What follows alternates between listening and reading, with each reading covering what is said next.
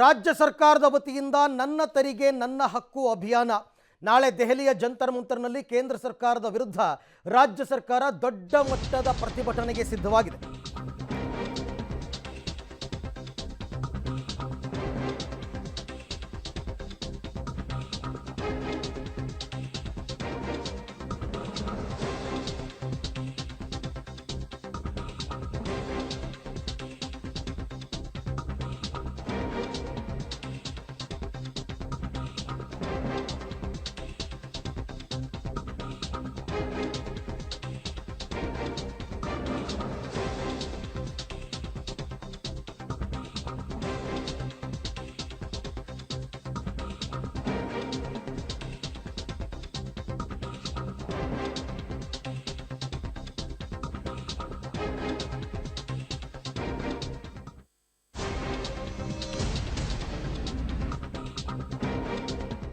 ಕೇಂದ್ರ ರಾಜ್ಯಕ್ಕೆ ಅನುದಾನದ ವಿಚಾರದಲ್ಲಿ ಅನ್ಯಾಯ ಮಾಡಿದೆ ಅನ್ನುವಂತಹ ವಿಚಾರಕ್ಕೆ ಸಂಬಂಧಪಟ್ಟಂತೆ ನನ್ನ ತೆರಿಗೆ ನನ್ನ ಹಕ್ಕು ಅಭಿಯಾನ ಆರಂಭವಾಗ್ತಾ ಇದೆ.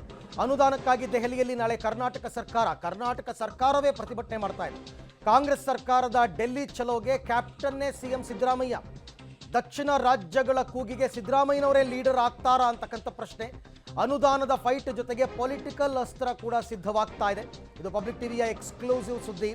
136+2 138 ಜನ ಶಾಸಕರು ಕೂಡ ದೆಹಲಿಯಲ್ಲಿ ಹಾಜರಿದ್ದು ಕೇಂದ್ರದ ವಿರುದ್ಧ ಪ್ರತಿಭಟನೆಯನ್ನ ಮಾಡಬೇಕು. ಈ ಪ್ರತಿಭಟನೆಗೆ ನಾನೇ ಲೀಡರ್ ಅಂತ ಸಿದ್ದರಾಮಯ್ಯನವರು ಈಗಾಗಲೇ ಘೋಷಣೆ ಮಾಡಿಕೊಂಡಿದ್ದಾರೆ. ಅನ್ಯಾಯಗಳಾಗ್ತಾ ಇದೆ, ಅದು ದಕ್ಷಿಣ ರಾಜ್ಯಗಳಿಗೆ ಜಾಸ್ತಿ ಆಗ್ತಾ ಇದೆ ಅಂತ.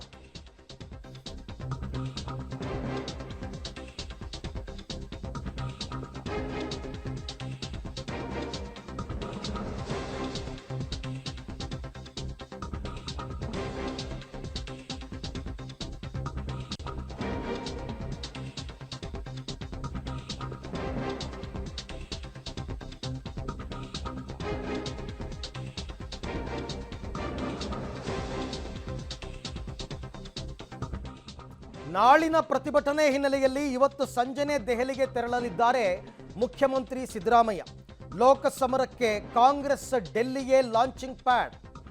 ಲೋಕಸಭಾ ಚುನಾವಣೆಗೆ ಕಾಂಗ್ರೆಸ್ಗೆ ಡೆಲ್ಲಿನೇ ಲಾಂಚಿಂಗ್ ಪ್ಯಾಡ್, ಅಲ್ಲೇ ಲಾಂಚ್ ಮಾಡ್ತಾ ಇದ್ದಾರೆ.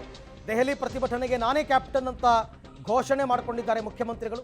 ಕರ್ನಾಟಕದ ಕೂಗಿನ ಜೊತೆಗೆ ದಕ್ಷಿಣ ರಾಜ್ಯಗಳನ್ನು ಕೂಡ ಸೇರಿಸ್ಕೊಳ್ತಕ್ಕಂಥ ಪ್ಲಾನ್. ಹಾಗೆ ನೋಡಕ್ಕೆ ಹೋದರೆ ದಕ್ಷಿಣ ಭಾರತದಲ್ಲಿ ಬಿಜೆಪಿ ಅಧಿಕಾರದಲ್ಲಿ ಇರ್ತಕ್ಕಂಥ ರಾಜ್ಯಗಳೇ ಇಲ್ಲ. ಕೇರಳ, ತಮಿಳುನಾಡು, ತೆಲಂಗಾಣ, ಆಂಧ್ರ ಪ್ರದೇಶ ಇವರನ್ನು ಕೂಡ ಕರೆಯೋಣ. ಯಾಕೆಂದರೆ ನಮ್ಮೊಬ್ಬರಿಗೆ ಅನ್ಯಾಯ ಆಗ್ತಾ ಇಲ್ಲ. ದಕ್ಷಿಣ ಭಾರತದ ಎಲ್ಲ ರಾಜ್ಯಗಳಿಗೂ ಅನ್ಯಾಯ ಆಗ್ತಾ ಇದೆ. ಈ ಮೂಲಕ ದಕ್ಷಿಣ ಭಾರತದ ರಾಜ್ಯಗಳಲ್ಲಿ ಕೈ ಸಮರವನ್ನು ಸಾರಿದೆ. ಹೆಚ್ಚು ಸೀಟ್ ಗೆಲ್ಲುವ ತಂತ್ರಗಾರಿಕೆಯನ್ನು ಮಾಡಿದೆ. ಆದರೆ AICC ನಾಯಕರು ಮಾತ್ರ ಕರ್ನಾಟಕದ ತಾರತಮ್ಯದ ಬಗ್ಗೆ ಮಾತ್ರ ಪ್ರಸ್ತಾಪ ಮಾಡಿದ್ದಾರೆ. ಯಾಕೆ ಅಂದರೆ ದಕ್ಷಿಣ ಉತ್ತರ ರಾಜ್ಯಗಳ ವಿಚಾರವನ್ನು ಎತ್ತಿದ್ರೆ ಉಳಿದ ಕಡೆಗಳಲ್ಲಿ ಕಾಂಗ್ರೆಸ್ಗೆ ಇದು ಹೊಡೆತ ಬೀಳಬಹುದು ಅಂತ. ಹಾಗಾಗಿ ಮುಖ್ಯಮಂತ್ರಿ ಸಿದ್ದರಾಮಯ್ಯನವರಿಗೆ ಕರ್ನಾಟಕದ ಟೀಮ್ ಲೀಡ್ ಮಾಡುವಂತಹ ಹೊಣೆಯನ್ನ ಕೊಟ್ಟಿದ್ದಾರೆ. 4,30,000 ಕೋಟಿ ರೂಪಾಯಿಗಳಷ್ಟು ಇಲ್ಲಿ ಕಲೆಕ್ಷನ್ ಆಗುತ್ತೆ. ಮಹಾರಾಷ್ಟ್ರ ರಾಜ್ಯವನ್ನು ಬಿಟ್ಟರೆ Karnataka number 2 in the country. 100 ರೂಪಾಯಿ ನಾವು ತೆರಿಗೆ ಕೊಡ್ತಾರೆ. ಕರ್ನಾಟಕದಿಂದ 100 ರೂಪಾಯಿ ಹೋದ್ರೆ ನಮ್ಗೆ ವಾಪಸ್ ಬರೋದು 12ರಿಂದ 13 ರೂಪಾಯಿ ಬರ್ತದೆ. ಒಟ್ಟು ಕರ್ನಾಟಕದಿಂದ ಸುಮಾರು 1,87,000 ಕೋಟಿ ರೂಪಾಯಿ ಕರ್ನಾಟಕಕ್ಕೆ ನಮಗೆ ಬರಬೇಕಾಗಿದ್ದದ್ದು ಬರಲಿಲ್ಲ. ಇಷ್ಟೊಂದು ದೊಡ್ಡ ಗಾತ್ರದ ಹಣ ನಮಗೆ ನಷ್ಟ ಆಯಿತು. ಬರಗಾಲ ಬಂದು 4 ತಿಂಗಳಾಯ್ತಾ ಬಂತು, ಇವತ್ತಿನವರೆಗೂ ಒಂದು ಬಿಡುಗಡೆ ಮಾಡಲಿಲ್ಲ ಅಂತಂದ್ರೆ ಕೇಂದ್ರ ಸರ್ಕಾರ ಮಲತಾಯಿ ಧೋರಣೆ ಅಲ್ವಾ ಇದು ಅಂತಕ್ಕಂಥದ್ದನ್ನು ಹೇಳಬೇಕಾಗ್ತದೆ. ಈ ಬಗ್ಗೆ ಮತ್ತಷ್ಟು ಮಾಹಿತಿ ನನ್ನ ಕೊಲೀಗ್ ಶ್ರೀನಿವಾಸ್ ಅವರಿಂದ ಪಡೆಯೋಣ. ಶ್ರೀನಿವಾಸ್, ನಿನ್ನೆ ಸುದ್ದಿಗೋಷ್ಠಿಯಲ್ಲಿ ಮುಖ್ಯಮಂತ್ರಿ ಸಿದ್ದರಾಮಯ್ಯನವರು ಅಂಕಿ ಅಂಶಗಳ ಸಮೇತ ರಾಜ್ಯಕ್ಕೆ ಆಗಿರುವ ಅನ್ಯಾಯಗಳ ಬಗ್ಗೆ ಮಾತನಾಡಿದ್ರು. ಇದೊಂದು ದೊಡ್ಡ ಅಸ್ತ್ರ ಸಿಕ್ಕಂತಾಗಿದೆ ರಾಜ್ಯ ಸರ್ಕಾರಕ್ಕೆ ಮತ್ತು ಕಾಂಗ್ರೆಸ್ಗೆ.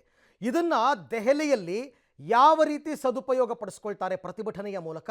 ಅದರ ರೂಪುರೇಷೆ ಏನು, ಅದರ ಇಂಪ್ಯಾಕ್ಟ್ ಏನಾಗಬಹುದು ಅಂತ ಮುಂದೆ? ಅರವಿಂದ್, ಹೌದು, ನಿನ್ನೆಯ ಸುದ್ದಿಗೋಷ್ಠಿಯಲ್ಲಿ ಸಿದ್ದರಾಮಯ್ಯನವರು ದಕ್ಷಿಣ ರಾಜ್ಯಗಳಿಗೆ ಆಗ್ತಿರುವಂತಹ, ಎಸ್ಪೆಷಲಿ ಕರ್ನಾಟಕಕ್ಕೆ ಆಗ್ತಿರುವಂತಹ ಅನ್ಯಾಯದ ಬಗ್ಗೆ ಅಂಕಿಅಂಶಗಳ ಸಮೇತ ನಿನ್ನೆ ಸುದ್ದಿಗೋಷ್ಠಿಯಲ್ಲಿ ಹೇಳಿದರು. ಸೊ ನಾಳೆ ದೊಡ್ಡ ಮಟ್ಟದ ಪ್ರತಿಭಟನೆಯನ್ನ ದೆಹಲಿಯಲ್ಲಿ ಹಮ್ಮಿಕೊಳ್ಳಲಾಗಿದೆ. ಕಾಂಗ್ರೆಸ್ನ ಒಂದು ಅಜೆಂಡಾ ಅಥವಾ ಪ್ಲಾನ್ ಏನು ಅನ್ನುವಂಥದ್ದಾದ್ರೆ, ಕೇಂದ್ರ ಸರ್ಕಾರ ದಕ್ಷಿಣದ ರಾಜ್ಯಗಳಿಗೆ ಮಲತಾಯಿ ಧೋರಣೆಗಳನ್ನು ತೋರಿಸ್ತಿದೆ ಅನ್ನುವಂಥದ್ದನ್ನ ದೊಡ್ಡ ಮಟ್ಟದಲ್ಲಿ ಸುದ್ದಿ ಮಾಡುವಂಥದ್ದು, ಅದನ್ನ ಎಕ್ಸ್ಪೋಸ್ ಮಾಡುವಂತಹ ಪ್ರಯತ್ನವನ್ನ ಮಾಡ್ತಿದೆ. ಹಾಗಾಗಿ ನಾಳೆ ಸಿದ್ದರಾಮಯ್ಯನವರ ನೇತೃತ್ವದಲ್ಲಿ ಪ್ರತಿಭಟನೆ ಅನ್ನುವಂಥದ್ದನ್ನ ಹೇಳ್ಕೊಂಡಿದೆ. ಲೋಕಸಭಾ ಚುನಾವಣೆ ಹತ್ತಿರ ಬರ್ತಿರೋದ್ರಿಂದ ಉತ್ತರ ಭಾರತದ ರಾಜ್ಯಗಳಲ್ಲಿ ಕಾಂಗ್ರೆಸ್ಗೆ ಅಷ್ಟೊಂದು ನೆಲೆ ಇಲ್ಲ ಅನ್ನುವಂಥದ್ದು ಗೊತ್ತಾಗ್ತಿದೆ. ಹಾಗಾಗಿ ಅದನ್ನ ದಕ್ಷಿಣ ರಾಜ್ಯಗಳಲ್ಲಿ ಪಡ್ಕೊಳ್ಬೇಕು ಅನ್ನುವಂಥ ನಿಟ್ಟಿನಲ್ಲಿ ಸಿದ್ದರಾಮಯ್ಯನವರ ನಾಯಕತ್ವದಲ್ಲಿ ಈ ಎಲ್ಲಾ ಪ್ರಕ್ರಿಯೆಗಳನ್ನ ಮಾಡಲಿಕ್ಕೆ ಮುಂದಾಗ್ತಿದೆ. ಯಾಕಂದ್ರೆ ಸಿದ್ದರಾಮಯ್ಯನವರು ಅವರಿಗೆ ಮಾಸ್ ಇಮೇಜ್ ಇದೆ, ದೊಡ್ಡ ಮಟ್ಟದ ಲೀಡರ್ಶಿಪ್ ಇದೆ. ಸೊ ಇದೆಲ್ಲವನ್ನ ಬಳಸಿಕೊಂಡು ದಕ್ಷಿಣ ರಾಜ್ಯಗಳು, ಎಸ್ಪೆಷಲಿ ಕರ್ನಾಟಕ ಸೇರಿದಂತೆ ಪ್ರಮುಖ ರಾಜ್ಯಗಳನ್ನ ಜೊತೆಗೆ ಸೇರಿಸಿಕೊಂಡು ದಕ್ಷಿಣ ರಾಜ್ಯಗಳಿಗೆ ಕೇಂದ್ರ ಅನ್ಯಾಯ ಮಾಡ್ತಿದೆ ಅನ್ನುವಂಥದ್ದನ್ನೇ ಎಕ್ಸ್ಪೋಸ್ ಮಾಡುವ ಮೂಲಕ ದಕ್ಷಿಣ ಭಾರತದ ರಾಜ್ಯಗಳಲ್ಲಿ ಹೆಚ್ಚು ಸ್ಥಾನವನ್ನ ಗೆಲ್ಲಬೇಕು ಅನ್ನುವಂಥದ್ದು ಕಾಂಗ್ರೆಸ್ನ ಲೆಕ್ಕಾಚಾರಗಳು. ಹಾಗಾಗಿನೇ ನಾಳೆಯ ಪ್ರತಿಭಟನೆ ನೇತೃತ್ವವನ್ನು ಸಿದ್ದರಾಮಯ್ಯನವರಿಗೆ ಕೊಟ್ಟಿದ್ದಾರೆ. ಆ ಒಂದು ಪ್ರತಿಭಟನೆ ನೇತೃತ್ವವನ್ನು ತೆಗೆದುಕೊಂಡು ಲೋಕಸಭೆಗೆ ಸಮರವನ್ನ ದೆಹಲಿಯಿಂದನೇ ಪ್ರಾರಂಭ ಮಾಡಬೇಕು ಅನ್ನುವಂಥದ್ದು ಕಾಂಗ್ರೆಸ್ನ ಲೆಕ್ಕಾಚಾರ. ಹಾಗಾಗಿನೇ ನಾಳೆ ದೊಡ್ಡ ಮಟ್ಟದಲ್ಲಿ ಪ್ರತಿಭಟನೆ ಮಾಡುವ ಮೂಲಕ ಕೇಂದ್ರಕ್ಕೆ ಮತ್ತೆ ಇಡೀ ದೇಶಕ್ಕೆ ಒಂದು ಸಂದೇಶವನ್ನು ಕೊಡುವಂತ ನಿಟ್ಟಿನಲ್ಲಿ ಕಾಂಗ್ರೆಸ್ ಪ್ಲಾನ್ ಮಾಡ್ಕೊಂಡಿದೆ. ಅದು ಯಾವ ರೀತಿಯಾಗಿ ಸಕ್ಸಸ್ ಆಗುತ್ತೆ ಅನ್ನುವಂಥದ್ದನ್ನ ಮುಂದೆ ನೋಡ್ಬೇಕಾಗುತ್ತೆ. ಆದ್ರೆ ಒಂದಂತೂ ಸತ್ಯ, ಉತ್ತರ ಭಾರತದ ರಾಜ್ಯಗಳಿಗಿಂತ ದಕ್ಷಿಣ ಭಾರತದ ರಾಜ್ಯಗಳನ್ನ ಕಾಂಗ್ರೆಸ್ ಫೋಕಸ್ ಮಾಡಿದಂತೆ ಕಾಣ್ತಿದೆ. ಹಾಗಾಗಿ ಈ ವಿಚಾರವನ್ನೇ ದೊಡ್ಡದಾಗಿ ಇಟ್ಕೊಂಡು ಮುಂದಿನ ರೂಪುರೇಷೆಗಳನ್ನ ಲೋಕಸಭಾ ಚುನಾವಣೆಗೆ ತೆಗೆದುಕೊಂಡು ಬರುವಂತಹ ಸಾಧ್ಯತೆಗಳನ್ನ ಎಐಸಿಸಿ ಮಟ್ಟದಲ್ಲಿ ಮತ್ತೆ ಕಾಂಗ್ರೆಸ್ ಮಟ್ಟದಲ್ಲಿ ದೊಡ್ಡ ಮಟ್ಟದಲ್ಲಿ ಚರ್ಚೆ ಆಗ್ತಿರುವಂತದ್ದು. ಆದ್ರೆ ಶ್ರೀನಿವಾಸ್, ಕಾಂಗ್ರೆಸ್ನವರು ದಕ್ಷಿಣ ರಾಜ್ಯದ ದುಡ್ಡನ್ನು ತಗೊಂಡೋಗಿ ಉತ್ತರ ಭಾರತಕ್ಕೆ ಕೊಡ್ತಾ ಇದ್ದಾರೆ, ಉತ್ತರ ರಾಜ್ಯಗಳು ಕೊಡ್ತಾ ಇದ್ದಾರೆ ಅಂತ ಅಂದು ದಕ್ಷಿಣದಲ್ಲಿ ಇವರಿಗೆ ವರ್ಕೌಟ್ ಆದರೂ ಕೂಡ ಉತ್ತರದಲ್ಲಿ ಸ್ವಲ್ಪ ನೆಗೆಟಿವ್ ಆಗಬಹುದಾ? ಆ ಒಂದು ಎಚ್ಚರಿಕೆ ಇದೆಯಾ ಕಾಂಗ್ರೆಸ್ಗೆ ಅಂತ? ಅರವಿಂದ್, ಹೌದು, ಸಹಜವಾಗಿ ಅದಿದ್ದೇ ಇರುತ್ತೆ. ಯಾಕೆಂತಂದ್ರೆ ಉತ್ತರ ಭಾರತದ ರಾಜ್ಯದಲ್ಲೂ ಕೂಡ ಹೆಚ್ಚು ಸೀಟ್ಗಳಿದ್ದಾವೆ. ಆದ್ರೆ ಈ ತಕ್ಷಣಕ್ಕೆ ಹೇಳೋದಾದ್ರೆ ಲೋಕಸಭೆ ವಿಚಾರದಲ್ಲಿ ಉತ್ತರ ಭಾರತದಲ್ಲಿ ಕಾಂಗ್ರೆಸ್ ಕೇಳಿಕೊಳ್ಳುವಂತಹ ಸಾಧನೆ ಮಾಡುವಂತಹ ಸಾಧ್ಯತೆಗಳು ಕಡಿಮೆ. ಆದ್ರೆ ದಕ್ಷಿಣ ಭಾರತದ ರಾಜ್ಯಗಳಲ್ಲಿ ಅನೇಕ ರಾಜ್ಯಗಳಲ್ಲಿ ಕಾಂಗ್ರೆಸ್ ಅಧಿಕಾರದಲ್ಲಿದೆ. ಅಂಗ ಪಕ್ಷಗಳಂದ್ರೆ ತಮಿಳುನಾಡಲ್ಲಿ DMK ಅವ್ರ ಜೊತೆಗಿದೆ. ಸೊ ಹೀಗಾಗಿ ಆ ಒಂದು ಭಾಗದಲ್ಲಿ ಇರುವಂತಹ ಸೀಟ್ಗಳನ್ನಾದ್ರೂ ಉಳಿಸ್ಕೊಳ್ಳೋಣ ಅಂತ ನಿಟ್ಟಿನಲ್ಲಿ ಲೆಕ್ಕಾಚಾರಗಳು ಹಾಕೊಂಡಿದ್ದಾವೆ. ನೇರವಾಗಿ ದಕ್ಷಿಣ ಭಾರತ ಉತ್ತರ ಭಾರತ ಅನ್ನುವಂತಹ ಫೈಟ್ಗೆ ಹೋಗೋದಿಲ್ಲ. ಆದ್ರೆ ಅನುದಾನದ ವಿಚಾರದಲ್ಲಿ ಆಗಿರುವಂತಹ ತಾರತಮ್ಯವನ್ನ ಎಕ್ಸ್ಪೋಸ್ ಮಾಡುವ ಮೂಲಕ ಕೇಂದ್ರ ಸರ್ಕಾರದ ವಿರುದ್ಧ ಸಮರವನ್ನ ಸಾರುವಂತದ್ದು ಮತ್ತೆ ಲೋಕಸಭೆ ಚುನಾವಣೆಗೆ ಈ ವಿಚಾರಗಳನ್ನ ಪ್ರಸ್ತಾಪ ಮಾಡಿ ಕೇಂದ್ರ ಸರ್ಕಾರದ ವಿರುದ್ಧವೇ ಇದನ್ನ ಪ್ರಚಾರ ಮಾಡುವಂತಹ ಲೆಕ್ಕಾಚಾರವನ್ನ ಕಾಂಗ್ರೆಸ್ ಹಾಕೊಂಡಿರುವಂತದ್ದು. ಥ್ಯಾಂಕ್ ಯು ಶ್ರೀನಿವಾಸ್, ತಮ್ಮ ಎಲ್ಲ ಮಾಹಿತಿಗಾಗಿ ಧನ್ಯವಾದ.